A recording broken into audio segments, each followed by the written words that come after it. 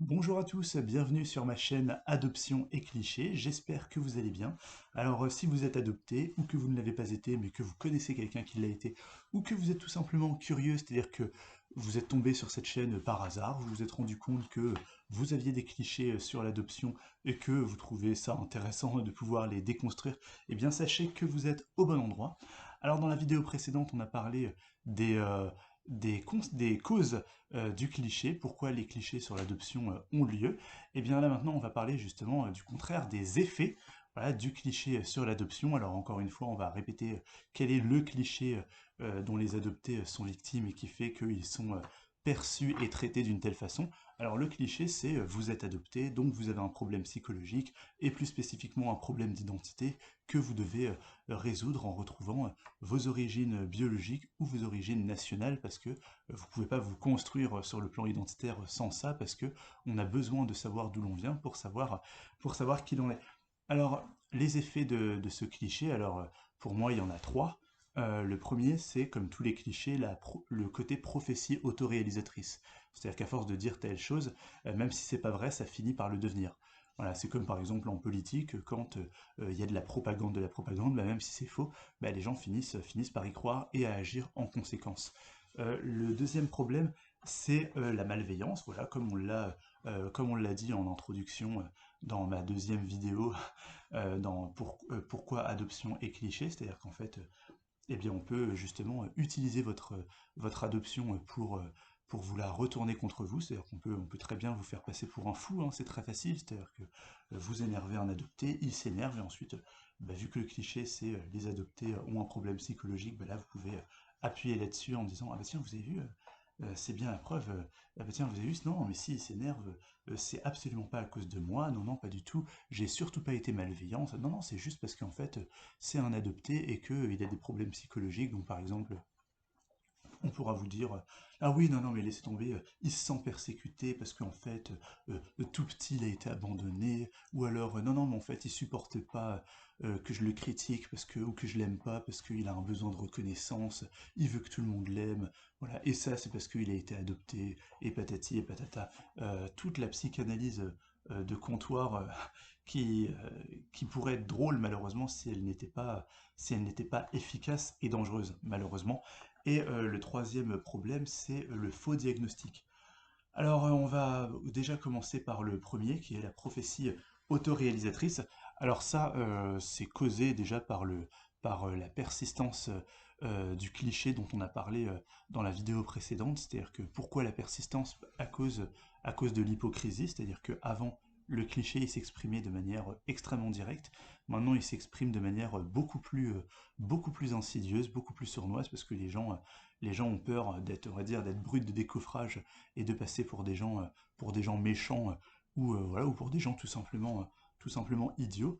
Alors pourquoi le cliché aujourd'hui est hypocrite? On va davantage expliquer que dans la vidéo précédente, parce que dans la dernière vidéo, on en avait parlé de manière un peu résumée, parce que aujourd'hui on estime en fait que les parents aujourd'hui sont entre guillemets de vrais parents, contrairement à avant où on disait que c'était de faux parents et qu'il y avait de vrais parents. Maintenant, plus personne ne se dire vrais parents, faux parents, parce que c'est polémique, mais pour autant, les gens pensent encore sincèrement que les parents adoptifs ne sont pas tout à fait de vrais parents. On le voit à cause des mots un peu hypocrites, voilà, qu'ils utilisent: origine biologique, tes racines, tes ancêtres, voilà, en parlant des parents biologiques, ou alors avec les affirmations comme tu as besoin de savoir d'où tu viens, ou alors les questions t'aimerais savoir tes origines, gna gna gna gna gna. Tout ça, ça veut dire quoi? Là, on va aller plus loin. Ça veut dire en fait que les parents adoptifs ne sont pas des origines. Voilà, que ce sont des parents. Ah oui, oui, oui, oui, c'est ceux qui vous ont aimé, bien sûr que oui. C'est ceux qui vous ont élevé, donc ce sont vos parents. Voilà, comme si ce qui quelque part sous-entend qu'en fait des parents adoptifs, bon, ce sont des parents, d'accord, mais ce sont des parents à condition. Voilà, parce qu'en fait, s'ils vous aiment pas, c'est que ce sont pas vos parents. Parce qu'en fait, si ce sont vos parents, c'est parce qu'ils vous ont aimé et qu'ils vous ont inculqué de bonnes valeurs. Ce qui veut dire évidemment que si par exemple vous avez été battu par vos parents adoptifs, agressé sexuellement, voilà, mal aimé, eh bien ça veut dire que ça, finalement ce ne sont pas vraiment des parents. Alors que dans ces cas-là, on peut dire également la même chose des parents biologiques. Voilà, est-ce on peut dire aussi que des parents biologiques qui violent, qui battent, voilà, ou qui n'aiment pas leurs enfants, bah, ce sont pas non plus leurs parents. Mais là, on va pas le dire. Là, on va pas tenir ce discours-là, mais ça veut surtout dire en fait que les parents, encore une fois, les parents adoptifs ne sont pas des origines, voilà, parce que quelqu'un dont les parents sont les parents biologiques, qu'est-ce qu'on va dire? Eh bien, on va dire, bah, finalement, t'es de quelle origine? Et là, la personne va donner l'origine de ses parents. Voilà, même si il va dire, par exemple, moi, je viens de Reims parce que je suis né à Reims, mais par contre, par contre, mes parents, en fait, ils viennent d'Italie ou, je sais pas, de Bretagne ou de je ne sais quoi. Il va donner, quand il va donner ses origines, ça va être évidemment celle de ses parents. Mais par contre, nous, par contre, quand on nous demande d'où vous venez, on va pas dire, bon, moi par exemple, je vais pas dire, je viens de Bretagne, je viens de Noyant, Bretagne du côté de mon père, Noyant du côté de ma mère, parce que physiquement, c'est pas ce que les gens attendent de nous. Et en plus de ça, enfin là, on comprend très bien la question. Et en plus de ça, euh, on a intégré le fait que bah, je ne peux pas donner les origines de mes parents parce que l'origine c'est uniquement biologique. Et ça, en fait, c'est toute cette hypocrisie qui fait que on peut plus vraiment savoir où on est. C'est-à-dire que si moi, mes parents, ce sont mes parents, mais que ce ne sont pas mes origines, alors que mon copain, dont les parents sont les parents biologiques, ce sont ses origines, eh bien, ça veut dire que finalement, mes parents, c'est pas tout à fait mes parents. C'est-à-dire, ou alors c'est moins mes parents que mon voisin avec ses parents. C'est-à-dire que moi, mes parents, ce sont mes parents, mais pas mes origines, donc ça veut dire quoi? Que c'est des espèces de parents à 50%, donc d'une certaine manière que ce sont moins mes parents que les autres. Donc ce ne sont pas véritablement mes parents, et donc mes vrais parents.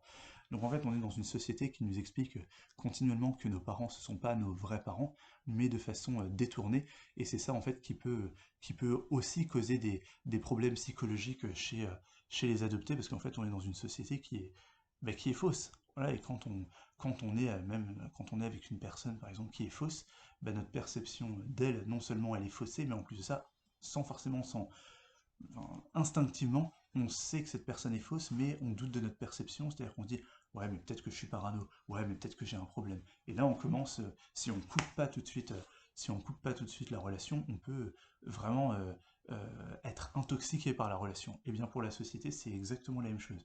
C'est-à-dire que, ah oui, d'accord, donc en fait, euh, nous, moi, on m'a toujours dit que mes parents, c'était mes parents, mais en fait, on m'explique que ce sont pas mes origines. Bah, du coup, ça veut dire que ce sont pas vraiment mes parents. Et là, on finit par tomber dans un engrenage de questions bah, qui est extrêmement malsain. Et puis, ou alors, si vraiment on en a conscience, si on a conscience en fait que la société est hypocrite, bah, par exemple, moi par exemple, si jamais je dis à une personne, bah en fait, mes parents adoptifs, ce sont aussi mes origines. À un moment donné, voilà, c'est toi tes parents, bah, c'est tes origines, bah, les miens aussi. C'est-à-dire que mes parents sont aussi parents chrétiens. Voilà, donc et si t'es pas content, ben en gros tu la boucles. Et là la personne va dire oh mais vous êtes parano, alors que non, vous avez très bien compris ce que la personne insinuait sans même s'en rendre compte. Et, et ça en fait ça peut justement créer un sentiment d'injustice parce qu'en fait on vous dit que vous êtes parano, que vous êtes fou, que vous comprenez mal les choses, alors que non en fait vous comprenez très bien. C'est comme par exemple quand vous êtes par exemple noir, arabe, et qu'une personne vous dit quelque chose de raciste sans même s'en rendre compte, mais vraiment du racisme ordinaire, et que vous dites non, non, mais ce que tu dis c'est raciste, et que la personne dit oh mais non, mais t'es parano, mais non, et que la personne ne veut pas comprendre, et que la personne ne veut pas changer, ben ça à force, quand c'est une personne, deux personnes, trois personnes, ben à la fin ça devient véritablement toxique. Et pour le racisme aussi, ça c'est une grande question. Quand vous êtes un adopté non blanc dans une famille blanche, eh bien le fait que vous soyez victime de racisme de la part du grand-père, de la tante, voilà, ou même quand on vous fait des vannes racistes devant tout le monde. Moi j'ai vu des témoignages d'adoptés oui, qui disaient que bah, ils étaient victimes de racisme dans leur propre famille.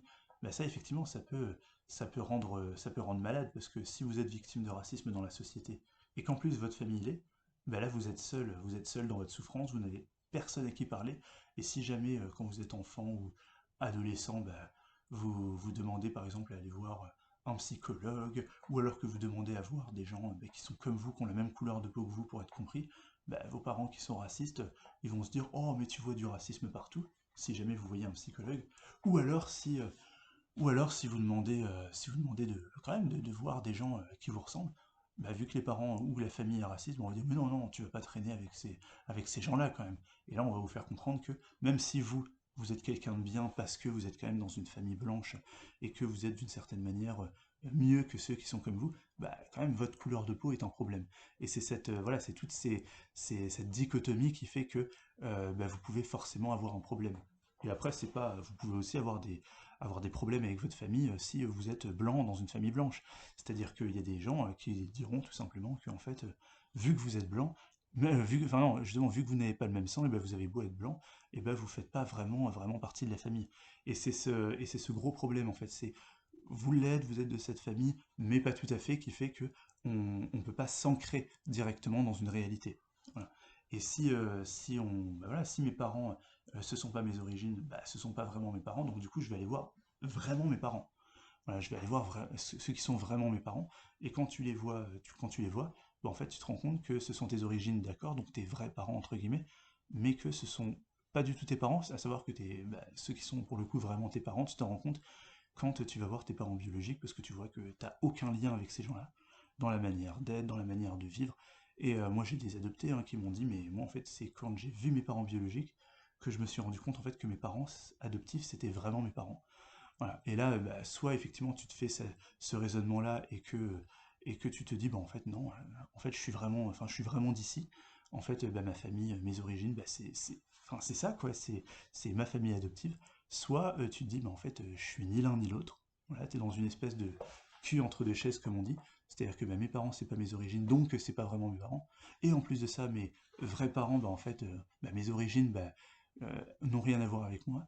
Donc en fait, euh, donc en fait, je suis pas non plus d'eux. Donc en fait, tu as l'impression d'être rien, et c'est ça en fait qui peut véritablement être destructeur. Après, vous avez les questionnements que vous vous posez, voilà, les questions que vous vous posez à vous-même parce que les autres vous les posent. C'est-à-dire que moi, je vais quand même développer ce que j'avais dit dans d'autres vidéos avant, sur ma période 15-24 ans, au moment où je commençais, comme je l'ai dit, à me poser des questions parce qu'on me posait des questions, eh bien, ça a été beaucoup plus prégnant que ce que j'ai pu vous dire. C'est-à-dire que moi, à la fin, je finissais vraiment par m'inventer une identité d'adopté à problème. C'est-à-dire que je commençais à dire aux gens, oui, moi, quand j'étais petit, j'ai très très mal vécu mon adoption quand j'étais enfant, alors qu'en fait, c'était pas vrai du tout, mais c'était juste parce que, en fait, j'ai été pris au sérieux en tant qu'adopté que quand je parlais de cette manière-là. C'est-à-dire qu'en fait, on m'écoutait, on me reconnaissait en tant qu'adopté, qui avait vraiment quelque chose d'intéressant à dire, que quand je parlais de problèmes psychologiques. Ou alors je disais, oui, oui, ah ouais, ce serait vraiment intéressant que je retourne en Éthiopie, vraiment, pour savoir qui je suis, etc., etc. Ou alors, des fois, ça pouvait vraiment être une espèce de moi j'avais pas de problème avec l'Afrique, les Africains, les Éthiopiens, donc par exemple je pouvais discuter avec des Éthiopiens, des Africains, mais après des fois ça m'arrivait des fois quand j'en parlais de dire mais après enfin voilà après j'ai rien à voir avec eux, voilà enfin je discute parce que voilà c'est trop cool mais voilà j'ai rien à voir avec eux. En fait j'étais pas forcément en paix avec moi-même à cause du regard de l'autre. Voilà. Donc ça peut créer voilà, des choses comme ça, où, donc ça c'est plus l'entourage social qu'on côtoie tous les jours. Ou ça peut même être par exemple à la télévision, ou sur les réseaux sociaux, moi quand je tapais sur internet, ou que je regardais à la télévision des émissions sur l'adoption, des témoignages sur l'adoption, eh bien je ne voyais que des adoptés en fait qui avaient des problèmes, qui étaient dans la recherche d'eux-mêmes, qui développaient une conscience raciale ou je ne sais quoi. Et moi je me disais, mais pourquoi moi je suis pas comme ça? Peut-être que, ah bah tiens, c'est peut-être que finalement, peut-être que je suis dans le déni. Ah bah oui, peut-être que finalement, voilà, j'ai vraiment un problème, c'est-à-dire que là, moi qui pensais ne pas avoir de problème, bah en fait c'est peut-être justement la preuve que j'en ai un. Voilà, parce que ça veut dire en fait que j'ai pas conscience de ma pathologie, vu que tous les adoptés ont une pathologie, bah, c'est bien la preuve que moi je devrais en avoir une. Voilà. C'est comme des gens qui vous disent oui mais après des questions tu t'en poses forcément. Moi une fois il y a une prof quand j'ai travaillé dans une école qui m'a dit ça, alors c'était pas spécialement voilà c'était pas méchant mais c'était voilà c'était une comme on dit une micro-agression, c'est-à-dire qu'elle me dit oui mais des questions tu t'en poses forcément, tout est dans le forcément, c'est-à-dire que si tu dis bah non bah oui mais t'es forcé de t'en poser, donc si tu dis non c'est que tu te mens à toi-même.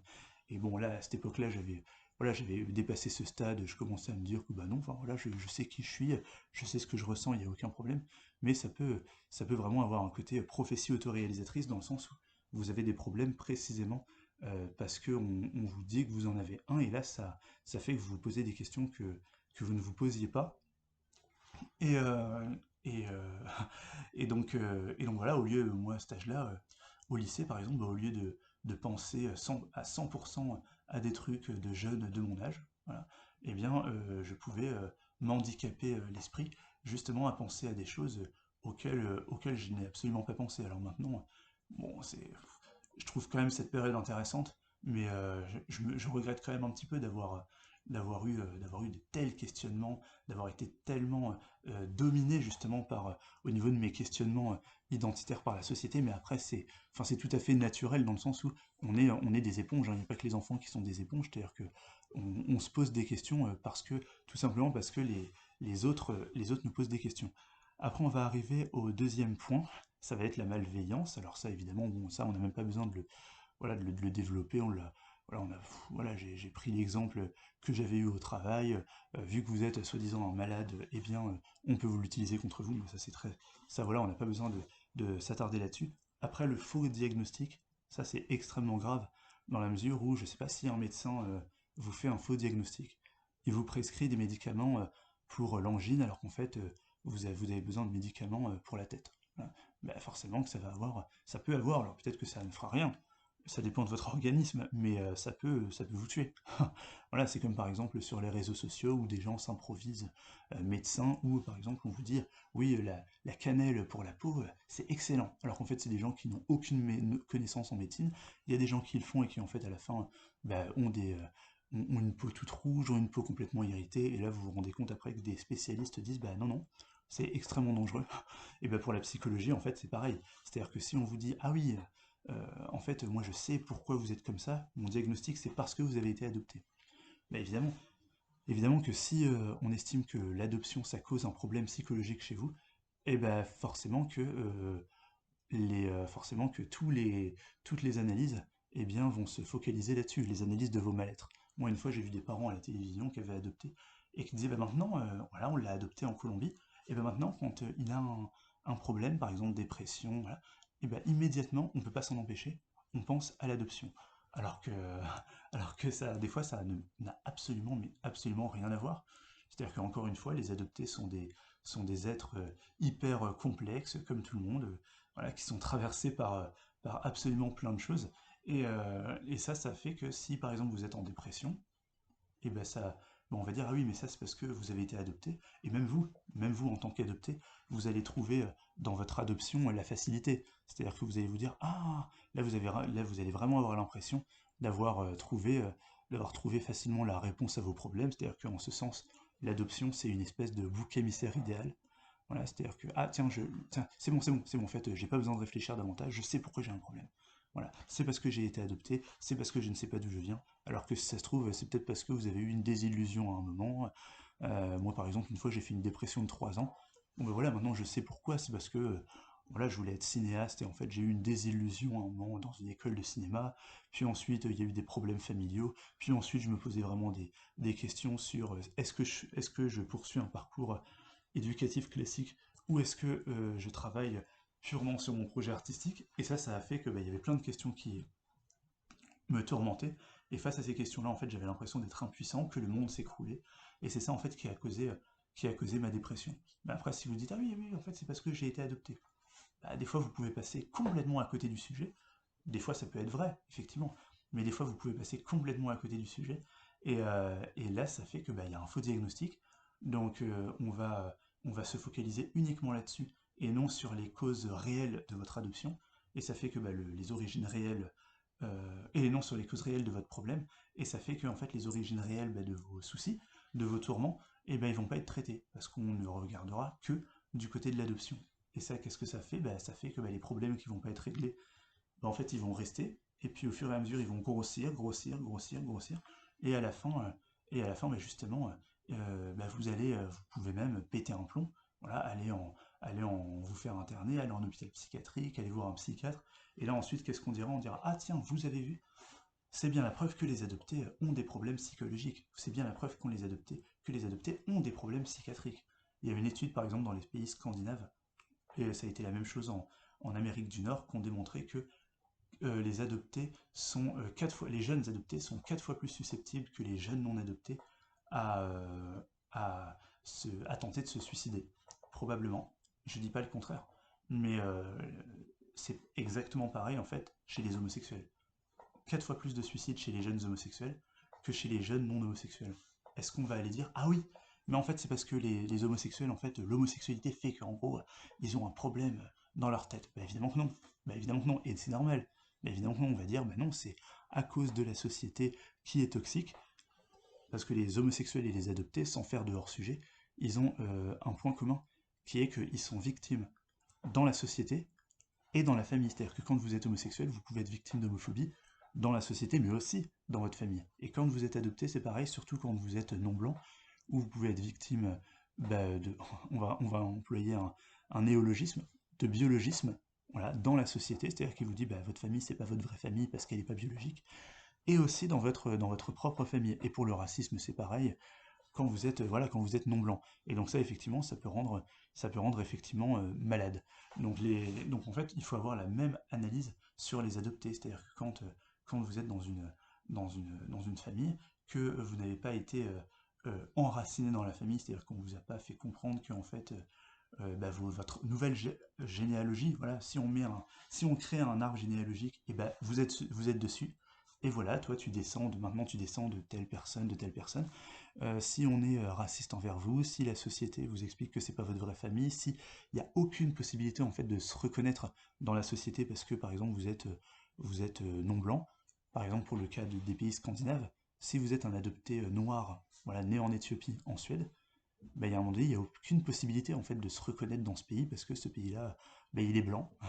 Voilà, il est blanc depuis toujours, alors que donc ça fait que pour vous ancrer identitairement, c'est pas forcément la chose la plus facile, alors qu'en France c'est un peu plus facile parce que la France, elle est pas historiquement, elle est pas blanche. Il y a des moyens de se reconnaître. C'est-à-dire que par exemple moi, Félix Rouleau, noir, il n'empêche qu'on peut penser que je suis antillais ou réunionnais ou je ne sais ou maillottais. Donc on peut m'inscrire forcément, on peut m'inscrire dans la société française, on peut m'inscrire dans l'histoire de France. Donc déjà pour se construire, on va dire, c'est beaucoup plus facile de, de ne pas tomber dans des questionnements identitaires que si vous êtes dans des pays où être noir, c'est forcément de l'exotisme, ça n'a rien d'historique, et que ça n'a aucun sens sur le plan sociétal.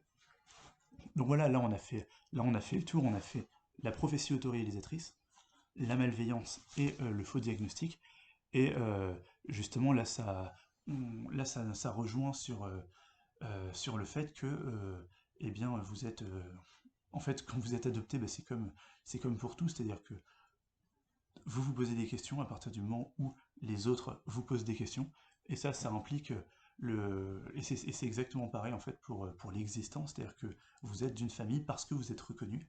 Voilà, votre famille est une vraie famille entre guillemets parce qu'elle est reconnue comme telle. Voilà, et ça en fait la question de la reconnaissance qui précède l'existence, c'est une façon de penser en fait qui est propre à une discipline intellectuelle qui est qu'on appelle l'autre psychanalyse.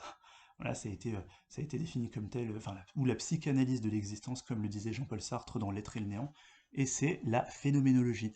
Donc moi je pense qu'en fait il faudrait, pour le bien des adoptés, arrêter de toujours analyser voilà, de façon vicieuse, malveillante, ou même de façon idiote, voilà, de manière psychologique, l'adoption, et qu'il faudrait aussi se pencher sur en fait la phénoménologie qui pourrait, moi c'est par exemple quand j'ai lu des livres de phénoménologie, ça m'a beaucoup aidé, et j'en parlerai dans une autre vidéo, mais voilà, je pense que l'adoption, comme pour tout, l'adoption c'est une différence, voilà, et que pour analyser la différence, on a besoin, pas forcément d'analyser ça d'un point de vue psychanalytique, psychologique, psychiatrique, mais qu'on peut aussi l'analyser de façon phénoménologique. Voilà, je vous remercie pour cette vidéo, enfin je vous remercie d'avoir vu cette vidéo. Voilà, mes vidéos, manifestement, je constate qu'elles sont de plus en plus longues. Un jour, ça va être une vidéo, on va faire un live bientôt. Un jour, ce sera une vidéo d'une heure. Non, j'espère pas. Pour moi comme pour vous. parce que là j'ai la bouche un peu sèche, non je rigole. Non mais en tout cas, si vous avez aimé, si vous avez trouvé ça intéressant, eh bien partagez, si voilà, cliquez sur j'aime, mettez un commentaire sympa, et on se revoit dans une prochaine vidéo. Merci à vous, et bye bye.